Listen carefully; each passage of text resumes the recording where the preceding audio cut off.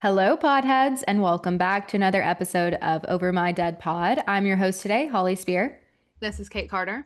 And I'm Kylie Colwell. It may come as no surprise to you that I am doing an Arkansas case. Shocker. Shocker, I know. I am super excited to tell you this one because it is one that is in the news right now. Honestly, surprised you haven't run out of Arkansas cases, but we know how Arkansas is. I was going to say it's every week. There's no way that you're doing the case that just happened. Oh, girl, do I have a surprise for you?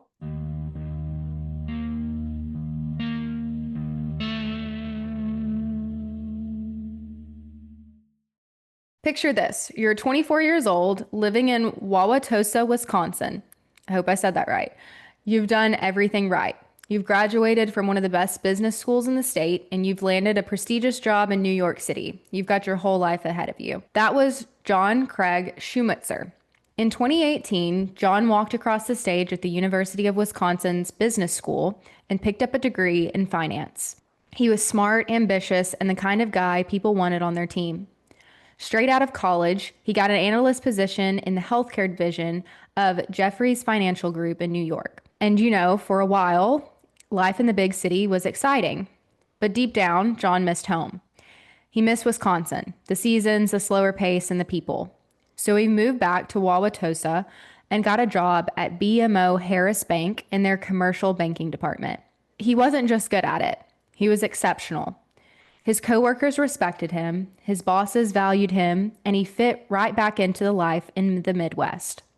Outside of work, John had many passions that made him more than just a job title. He loved animals. He had a taste for fine wine. He loved to travel. He loved classical music, and he especially loved the fall. And that week in Wisconsin, October 2020, was peak fall foliage season. It was Wednesday, October 14th, 2020. Just after Columbus Day weekend. The colors in Devil's Lake State Park were at their absolute best. Fiery reds, deep orange, golden yellows. John decided to go on a solo hike. One of those days where you just need to be outside, breathing in the crisp air and soaking up the nature. But what started as a peaceful morning would become a nightmare. At 11:38 a.m., the Sook County Communication Center received a report. A disturbance on the Grottoes Trail on the south side of the park. The caller thought that it might be an attempted homicide. By the time the officers arrived, they found John's body on the trail on the south side of the East Bluff. Earlier reports called it homicidal violence. An autopsy would confirm what police already suspected. John had been stabbed to death. The park was locked down immediately. Multiple agencies swarmed the scene. The sheriff's office, the fire department, and local police secured the area, collected evidence, and began piecing together what happened. Police believe the attack happened around 11:30 a.m., just minutes before the call came in. Witnesses said they saw a man leaving the scene, walking west toward the south parking lot. The description was a male, about 5'10" to 6 feet tall, wearing a dark-colored head covering and a dark-colored face covering. Authorities made the plea. If you're on the south side of the lake, near the grotto trails or the railroad tracks, or even in the general area between 11 a.m. and 12:15 p.m., and you saw anything unusual, even days before the stabbing, please come forward. This was, like I said, peak foliage season, and there were many people out taking pictures. Police asked everyone, hikers, photographers, families, check their pictures. They're hoping someone had unknowingly captured the suspect in the background. Then, fast forward to 2021, they released a photo. It showed 5 people, and only 3 were visible. 2 appeared to be a couple, visible only from the waist down. The other 3, a woman and 2 men, they were casually walking down the trail. One man, possibly part of the couple, walked next to the woman. The other man was separate from them. He looked down at his phone as he passed by them. Police were clear. These people are not suspects. They are potential witnesses. They just need them to come forward so that they can talk to them. The older couple eventually come forward and they were identified. But as of the latest updates that I read, they were still looking for that second man, the one with the phone, but they may have identified him because I didn't continue to see it like in articles. So I assume that they ended up finding that man. Other witnesses came forward and their stories were strikingly similar. They'd seen a man roughly 6 feet tall, slender to average build, running frantically and out of control north from the parking lot. He was so panicked he actually ran in front of traffic outside of the park. He was wearing dark pants with ripped knees, a dark top, and possibly a hoodie.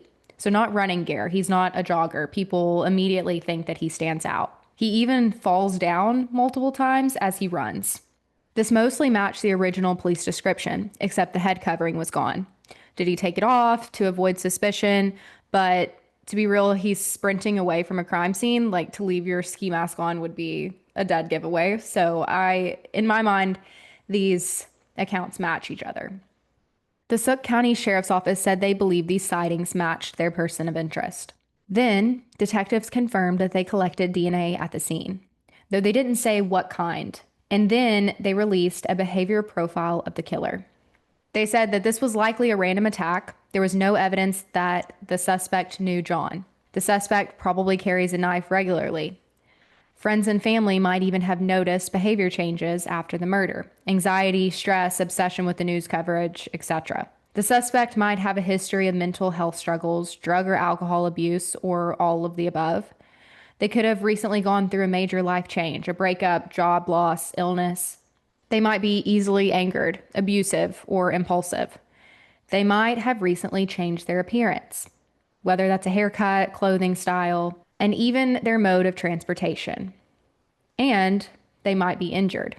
And we know that stabbing attacks often result in the assailant cutting themselves, or the victim might have fought back. We don't know. But they did have reason to believe that he might have been injured.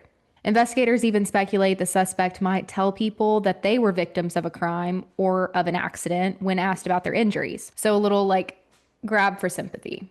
So doctors and nurses should even be on the lookout because he might seek treatment for his injuries. They said they had DNA, but they didn't say what it was from. But they seem pretty certain that he's injured. So I might have left some blood behind. Yeah, that's kind of what I speculated as well. It seems so crazy. I really wish I knew the psychology behind how they make these predictions of psychological profiles of these killers, It's super interesting. They really That's are. like someone's job, like their full-time job. Yeah, I would kill for that. Figuratively. 6 months into the investigation and hundreds of tips later that the police had to investigate, investigators conduct interviews, they executed search warrants, and examined any shred of physical evidence that they had. Investigators released that they had used the DNA collected at the scene to exclude other suspects from the investigation. Police still believe that someone knows the person responsible for this homicide. The sheriff's office says that if you were in the vicinity of the Devil's Lake State Park on October 14th, 2020 at any time and recall seeing anything or encountering a person that may fit the description anywhere in the park or the area, or have information to provide, you can contact the Suck County Crime Stoppers at 1-888-847-7285, or you can email tips to tipsubmit.com or text tipsook, SAUK, to 274637. According to John's obituary, a foundation in his name will be established to focus on animal welfare, care, and training. Which is sad. His obituary said, above all, John loved his family. For now, our quartet will be a trio until we meet again. John is at peace, and we know that love leaves behind more than death can take away. If police have identified a person of interest or suspects, they've kept them close to their belt, and there seems to be no movement in this case since the murder in 2020. That is, until August 7th, 2025, when Wisconsin investigators announced that they are revisiting the 2020 Devil's Lake homicide after a murder in Devil's Den State Park in Northwest Arkansas. It's Saturday, July 26, 2025. The Brink family, Clinton and Kristen, along with their 2 young daughters, ages 7 and 9, decided to spend the day hiking at Devil's Den State Park. The Brinks are new to Arkansas. They just moved to Prairie Grove from North Dakota, but they're originally from California. And they're still getting settled. The utilities had just been connected in their home, and Clinton was supposed to start his new job as a milk delivery driver at Highland Dairy that Monday. Kristen was also a registered nurse in Montana and South Dakota.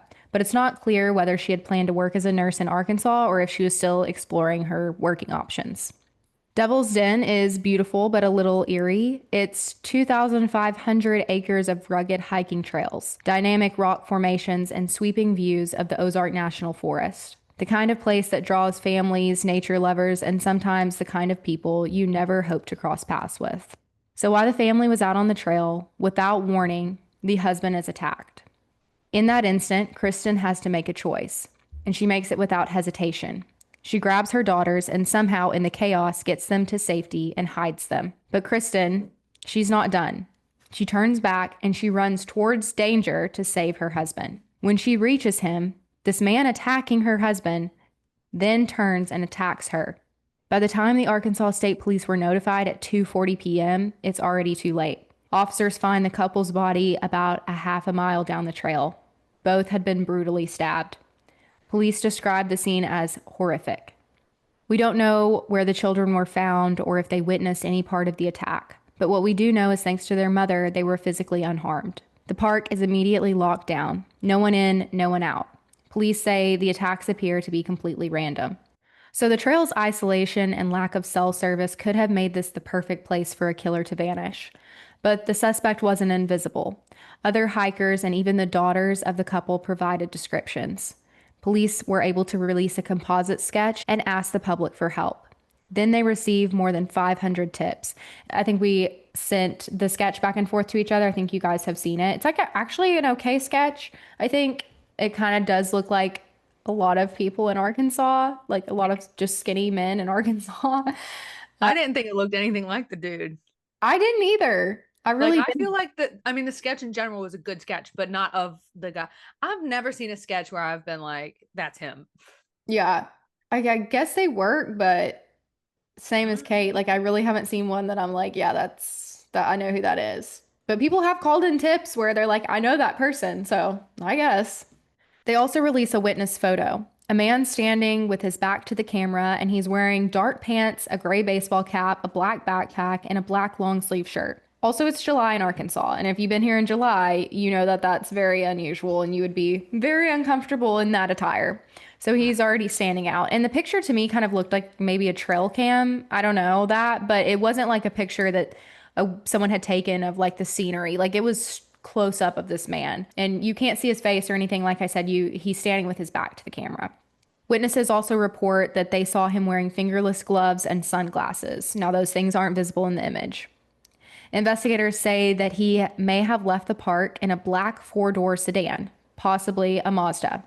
He also had the license plate covered in duct tape. This detail screams premeditation to me. You don't cover your plates unless you're planning on doing something. Later, police are able to clarify it wasn't a Mazda, it was a black Kia Stinger.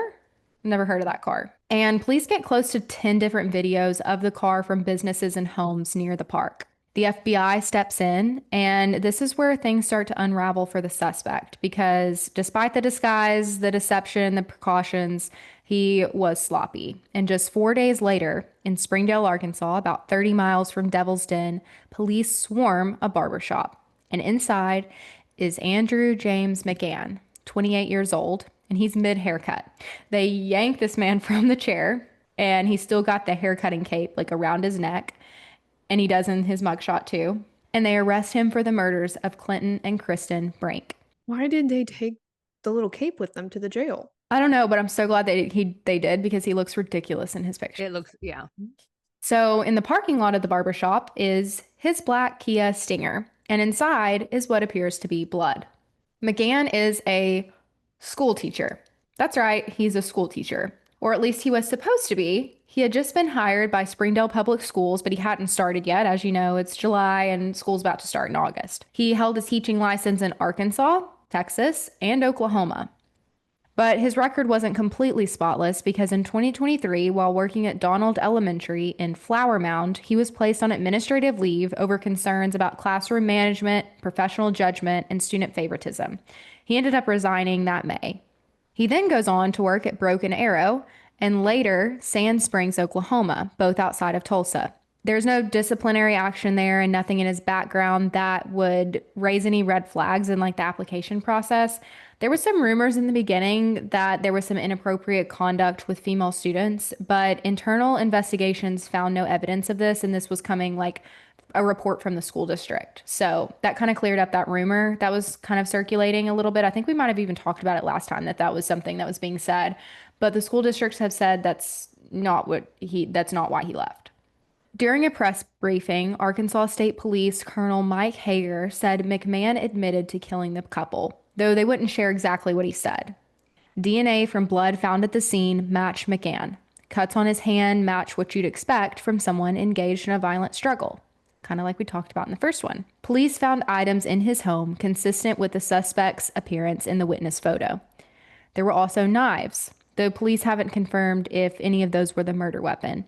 McGann was charged with 2 counts of capital murder, and he's being held without bond. Arraignment is set for August 25th. The prosecution says they will be seeking the death penalty. Arkansas Governor Sarah Huckabee Sanders called it one of the worst experiences of her career, that is to speak to the Brinkley family after the murders. Colonel Hager praised the couple's bravery and said their daughters were in awe of them, noting they absolutely protected those girls to the fullest extent, to the point that it cost them their lives.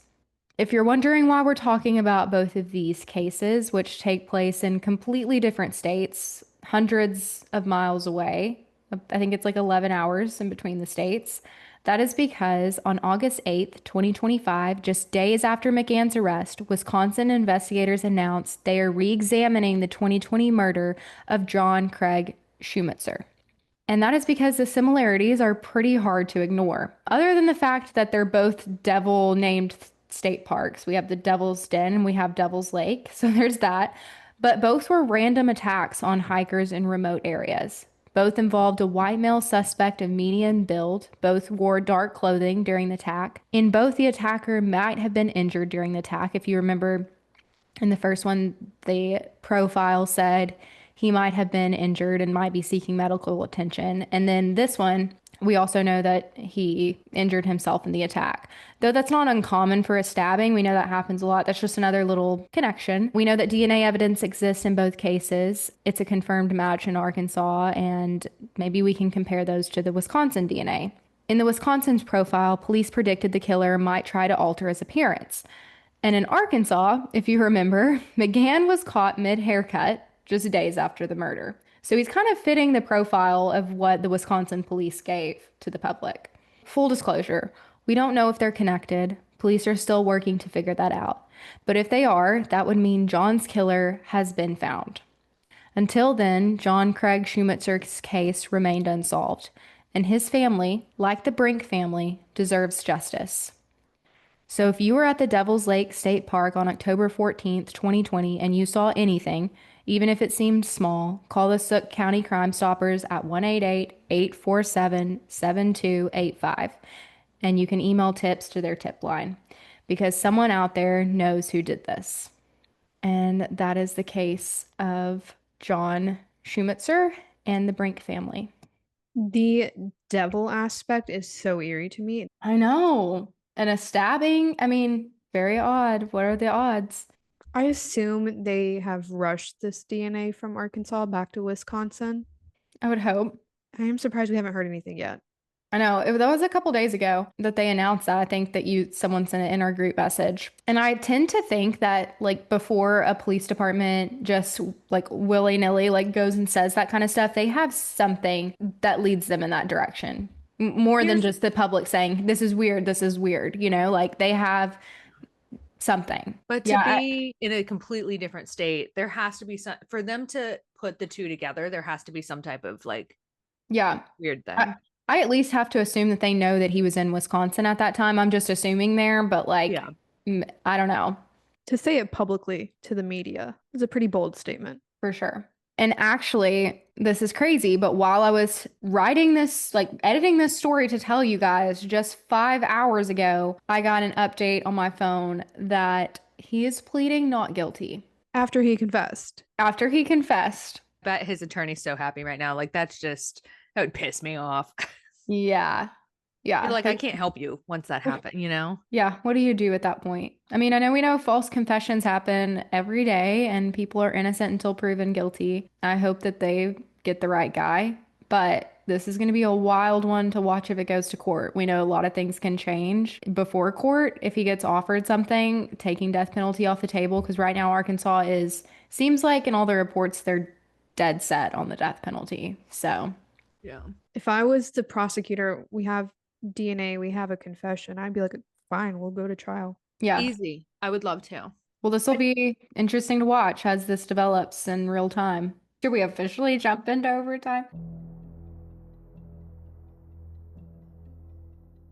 Last week for overtime, Kate and I had a list of pet peeves, and Holly unfortunately missed it. And I don't know if you listened, Holly, or you did because you did edit the episode.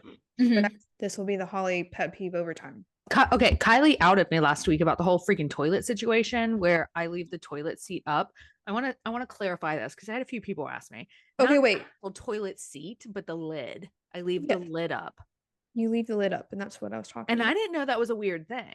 Like, do you leave the lid up when you flush? No, like to leave it up and like to put it. Do you put the toilet seat lid down every single time after you're done? When I flush, because particles go into the air. Exactly. Then do you open it back up or you leave it back down? I just leave it back down because that's a lot of effort, you know? I don't think in my whole life I've ever closed the toilet seat lid. So you need it. So you're nasty is what you're saying. Apparently. But my bathroom is gross. My excuse was I have 20 seconds. If my body tells me I need to pee, I have like 20 seconds to get to the bathroom, but I haven't been pregnant my whole life. So takes a millisecond to lift the lid up. Like, and if I go into the bathroom, the toilet seat lid's down, I open it. That's disgusting, Kate. I had no idea. I didn't know that was a thing. Was that one of your pet peeves? Of me. She said she outed me for it. Oh. She goes in my house every time and closes all the toilet lids. That's hilarious. And there's something about the airports that like constantly is a pet peeve for me. There's like not one thing I can put my finger on about, but like I think every move that I make in an airport is a pet peeve of mine that someone's doing around me. I mean, the amount of people. Why are you waiting till the last second to take your shoes off?